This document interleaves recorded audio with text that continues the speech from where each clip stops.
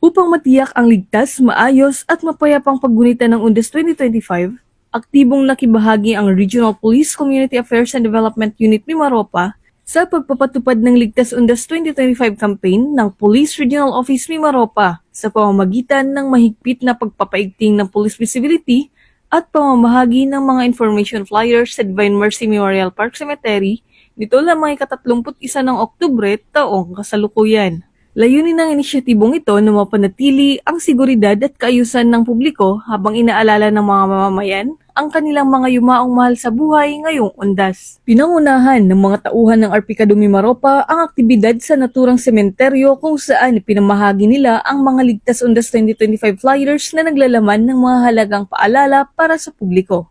Kabilang dito ang mga dapat tandaan bago umalis ng bahay, mga tips habang nasa sementeryo at mga payo upang makaiwas sa mga insidente ng carnapping at petty crimes. Ang mga impormasyong ito ay bahagi ng malawakang kampanya ng PNP para mapanatiling ligtas, disiplinado at maayos ang paggunita ng undas sa buong rehiyon.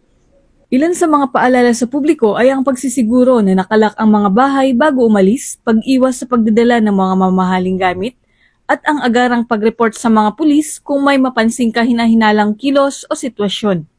Pinaalalahanan din ng mga motorista na maging maingat sa pagparada ng kanilang mga sasakyan upang makaiwas sa anumang insidente ng pagnanakaw o karnapping. Bukod sa pamimigay ng flyers, aktibong nakipag-ugnayan ng mga tauhan ng Arpicado Mimaropa sa mga mamamayan upang iparating ang kanilang presensya at kahandaan sa pagtugon ng anumang sitwasyong pangseguridad. Sa pamamagitan ng ganitong mga aktibidad, mas napapalakas ang ugnayan ng kapulisan at komunidad. Isang patunay ng malasakit ng PNP sa kaligtasan at kapakanan ng bawat Pilipino, lalo na sa panahong marami ang nagtitipon sa mga pampublikong lugar. Patuloy namang nananawagan ng Police Regional Office Mimaropa sa publiko na makiisa sa mga alituntunin ng Ligtas Undas 2025 at makipagtulungan sa mga otoridad upang masiguro ang mapayapa, ligtas at maayos na paggunita ng undas sa buong rehiyon.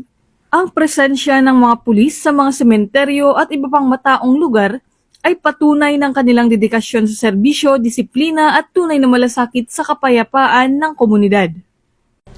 Mula dito sa Divine Mercy Memorial Park Cemetery, ako ang iyong PNN correspondent, Patrolwoman Desiree Padilla, alagad ng batas, tagataguyod ng Balitang Pulis.